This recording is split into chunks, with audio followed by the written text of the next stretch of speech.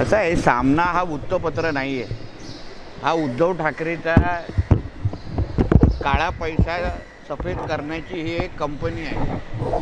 आता सामनाचा नेमकं खप किती आहे आणि सामनाचा ॲड रेव्हेन्यू हा नेमकं कुठून येतो आणि किती येतो याचा खरंच तपास केला पाहिजे। मी लवकरच EOWला पत्र लिहिणार आहे की नेमकं ह्या सामना कंपनीची थोडी तुम्ही चौकशी करा की ह्याच्यात येणारा जो काळा पैसा आहे, कारण का त्यांच्या कर्मचाऱ्यांचं मी ऐकलं महिन्यान पगार होत नाही, महिन्यान पगार होत नाही आणि अशा पद्धतीचं खप पण बाहेर होत नाही आणि हेच सगळे धंदे चालू, काळे धंदे उद्धव ठाकरेचे आणि कुटुंबाचे सगळे काळे धंदे त्या सामन्याच्या माध्यमातून होतात।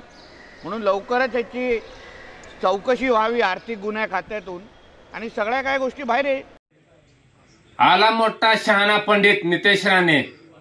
नितेश राणे, तू म्हणत असशील की सामना कार्यालय म्हणजे उद्धव साहेबांचं काळ्याचं पांढरं करण्याची मशीन आहे, पण नितेश राणे तू पहिलं हे सांग की तुझं कोकणातलं हॉस्पिटल कसं उभा राहिलं, तुझं एवढं 5-5 एकराचे बंगले कसे उभा राहिले, कुठून आला ती पैसा, तुझ्या गाड्या घोड्या ऐशाराम एवढ्या करोड रुपयाच्या ती कुठून आले, ती कुठे काळ्याचं पांढरं केलं। मग तुझं जर कोकणातलं हॉस्पिटल ती काळ्याचं पांढरं करण्यासाठीच उभा केलंय ही सगळ्या महाराष्ट्राला माहिती आहे, ही पण जरा तू जनतेला सांग। त्याच्यामुळे नितेश राणे तुझ्या बुडाखाली अंधार आहे हे विसरून जाऊ नको।